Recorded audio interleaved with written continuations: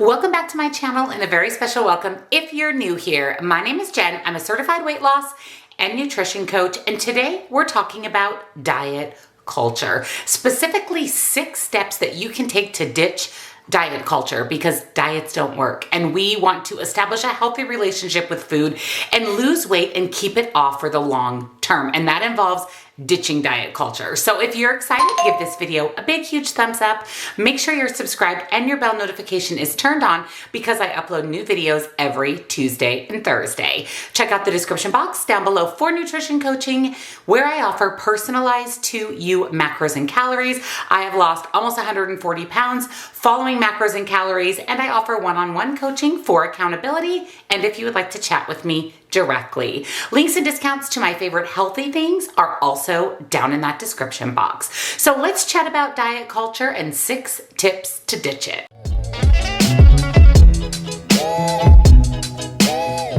You may be asking yourself, am I healthy? Do I feel good in my skin? Why am I trying to reach this certain number on the scale? Culture and everything we've been taught the majority of our life about losing weight and why we have to reach a certain number on a certain scale. We all fall into what is called the diet cycle. And this is when we lose weight and gain weight and lose weight and gain weight. There is a very small majority of people that lose weight one time and keep it off for their lifetime. And this goes back to how they lost the weight, restricting or eliminating foods, a super low calorie or low fat diet, over exercising. All of these things, not only are they not sustainable, they're diet culture and they are not going to keep the weight off long term. Fast weight loss does not stay off. Slow and steady weight loss and healing your relationship with food and whatever you're doing to lose weight, continuing to do that at maintenance, that's what keeps the weight off. Weight cycling is really risky. It's a risk factor for all these things that get blamed on weight. Heart disease, certain forms of cancer, mortality, not to mention it's associated with anxiety, depression, binge eating, all the things we want to help people avoid. We get wrapped up in diet cycling. We will restrict calories, we'll eliminate food groups, we'll stop eating fat, we'll over-exercise just for the sake of losing weight. But what happens is when we stop that cycle, all of the weight comes back on. And generally, for the majority of people, even more weight than they lost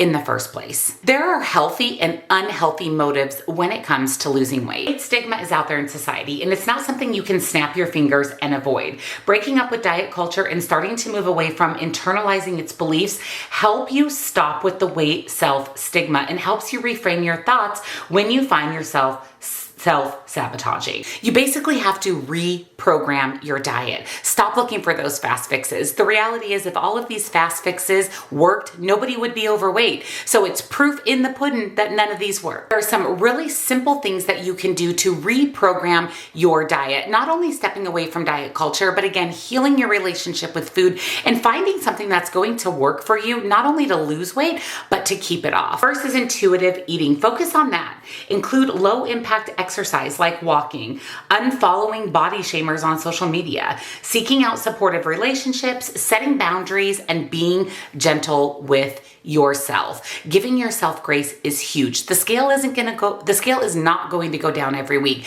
Sometimes you will do everything right and the scale will not budge, and worse yet, will go up. You have to allow yourself a little bit of grace to be successful. A lot of us have been on diets most of our lives, and we subconsciously do these diets without even thinking about it. We stop eating carbohydrates. We classify food as bad or good. We say fruit is bad for you because it has sugar. We do all of these things and we listen to all of this conflicting information online about dieting and diet culture, and we fall into this hamster wheel spiral out of control, and none of that works to sustain weight loss. So I want to deep dive into the things that you can do to ditch diet culture, starting with eating intuitively. Essentially what this means is listening to your body. When you're hungry, you eat. When you're not hungry, you stop eating. When you're satisfied, you stop eating. You don't eat on a schedule. You don't eat at certain times during the day. You don't give yourself a window of eating. You listen to your body and you eat intuitively. You don't have to restrict calories. You don't have to eat at a certain time of day. You just eat when your body signals you that it's hungry,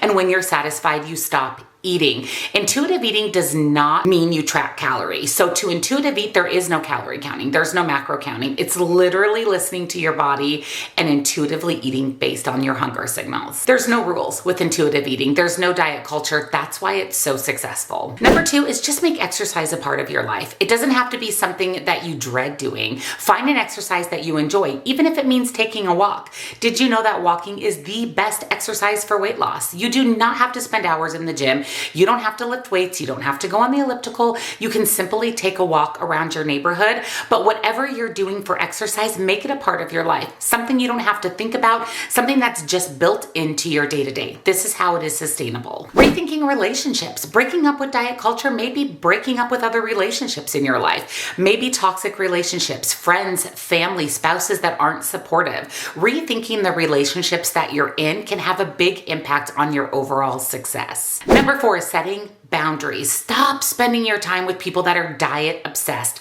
Stop following people on social media that tell you to eat 1,200 calories or to do keto or Optavia or get a shot that's meant for diabetics. Stop following those people online because they are sucking you into an unhealthy diet culture. Have a conversation with the people in your life and set some boundaries. Let them know that you are not going to be drinking 20 beers every weekend with them and out till 2 in the morning. Set the boundaries that work for you. You cannot pour from an empty cup, and nobody's going to take care of you but you. So make sure that the people in your real life know what your boundaries are. A lot of people actually bond over diet talk, so make sure that you're not being sucked into that as well. Make sure that you have a clear focus on what your goals and intentions are for your weight loss journey. And practice self-compassion. Give yourself grace. I can't tell you how important this is. Don't beat yourself up over the number on the scale. Don't beat yourself up because you ate pizza. Nobody got fat eating pizza for one meal. Stop worrying about how many calories you're eating. If you're not exercising enough, drinking your water, just be happy. Just give yourself grace and live your life. Anything that restricts or eliminates foods or your life in general, or the fact that your life fits into food, not that food fits into your life, these are all diet culture mentalities that we need to ditch to be successful long term. Not only will it help things stick, but it'll give you a little bit clearer, healthier mental state while you're losing weight as well. So the takeaway of today's video is break up with diet culture. Diets don't work. If they all worked, everybody would be skinny. Focus on whatever you're doing to lose weight is something you can sustain long term. When people ask me, should I follow keto? Can you do keto forever? Can you never eat bread again? Never have a cookie, chips, cake? If the answer to that is yes, knock yourself out and do keto. If the answer to that is no, then that's not what you should be doing to lose weight. For me, just watching my portions, watching what I'm eating, focus on 80-20, 80% whole real foods, 20% foods that I love, like cake, cookies, and potato chips. This is sustainable for me. It's not only helped me take off almost 140 pounds, it's healed my relationship with food, and it's made me completely confident in the fact that the weight will never come back, because what I did to lose weight is what I'm going to do to keep the weight off. And that's the biggest takeaway from today's video, besides breaking up with diet culture for good. So if you enjoyed today's video, don't forget to give it a big thumbs up. I hope that you found it helpful. Make sure you're subscribed and your bell's on, because again, I upload new videos every Tuesday and Thursday. Don't forget to check out the description box down below for nutrition coaching, as well as links and discounts to my favorite healthy things. Thank you so much for watching, and I'll see you next time. Bye.